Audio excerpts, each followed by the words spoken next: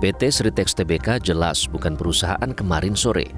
Perusahaan ini didirikan oleh Lukminto tahun 1966 silam hingga akhirnya di tahun 1982 membangun pabrik penenunan. Tahun 1984, produksi kain Sritex bahkan sudah melanglang buana hingga mancanegara.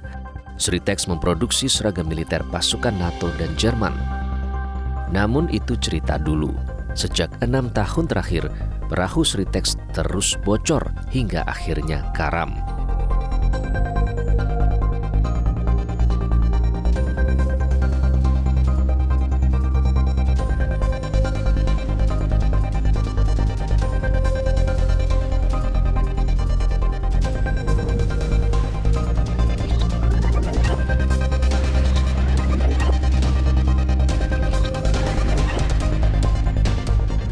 Utang dan kewajiban perusahaan terus menggulung hingga tidak ada kesanggupan lagi membiayai operasional usaha. Sebelum badai PHK menghantam Sritex, salah satu anak usahanya, yaitu PT Sinar Pancajaya di Semarang, Jawa Tengah, sudah henti operasi lebih dulu. Pabrik yang diakuisisi Sritex pada tahun 2013 dengan nilai 723 miliar rupiah sudah tutup total sejak September 2024. Masih beroperasi apa tidak? Apanya? Pabriknya. Ada manajemennya nggak di sini? Tapi dari mana? Dari Metro TV. Sini itu udah lama, udah nggak produksi. Oh. Karyawannya? Karyawan udah. Oh lah, ini Bapak jagain gudang doang berarti? Asosiasi Pertekstilan Indonesia sangat menyayangkan tumbangnya PT Sritex. Kalau raksasa tekstil saja bisa minus modal, apalagi pabrik tekstil yang lainnya. Kalau kita lihat Sritex jatuh itu ya kita mestinya ikut bersedih gitu. Tidak ada harapan buat kita yang membayangkan kalau Sritex sebesar itu bisa runtuh, bagaimana industri tekstil garmen lainnya yang tidak sebesar Sritex, artinya mereka juga gampang jatuh. 100 hari kinerja Kabinet Menteri Pak Prabowo belum ada satupun yang menyentuh kebijakan atau mereformasi kebijakan investasi padat karya. Belum ada.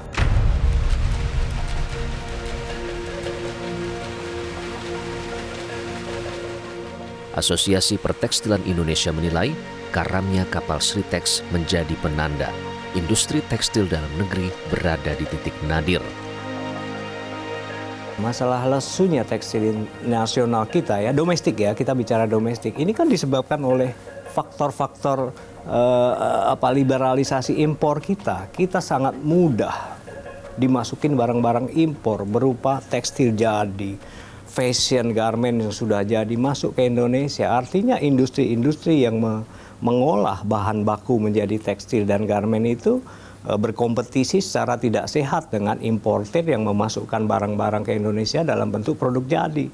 Nah, siapa yang membuat kemudahan importasi secara liberal seperti itu kan government kita, pemerintah kita. Evaluasinya kemana yang harus dilakukan? Bukan hanya kepada perusahaan-perusahaan produsen tekstil dan garment, tetapi justru kepada pemerintah. Kita harus inward looking, apa yang salah di dalam regulasi kita, dalam penegakan hukum kita. Tidak bisa kita hanya menyalahkan perusahaan-perusahaan swasta itu. Mereka itu bekerja atas iklim investasi yang diciptakan oleh pemerintah.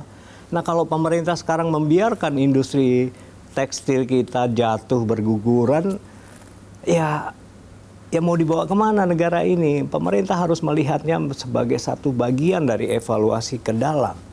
Terkait dengan regulasinya, terkait dengan penegakan hukumnya. Ini porsi besar yang harus kita sampaikan kepada pemerintah. Asosiasi mendesak pemerintah segera mengambil tindakan berani memproteksi tekstil dalam negeri.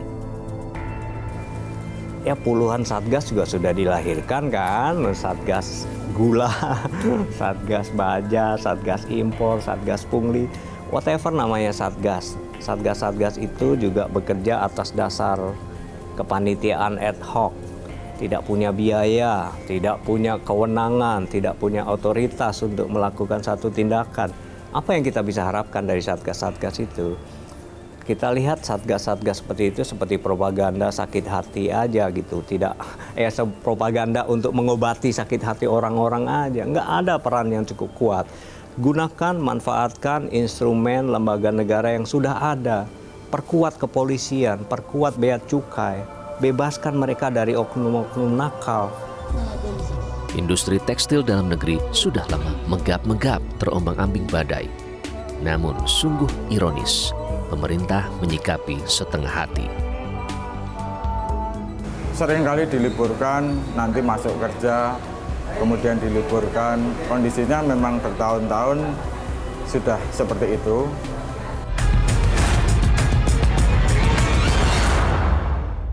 Jelajahi cara baru mendapatkan informasi. Download Metro TV Extend sekarang.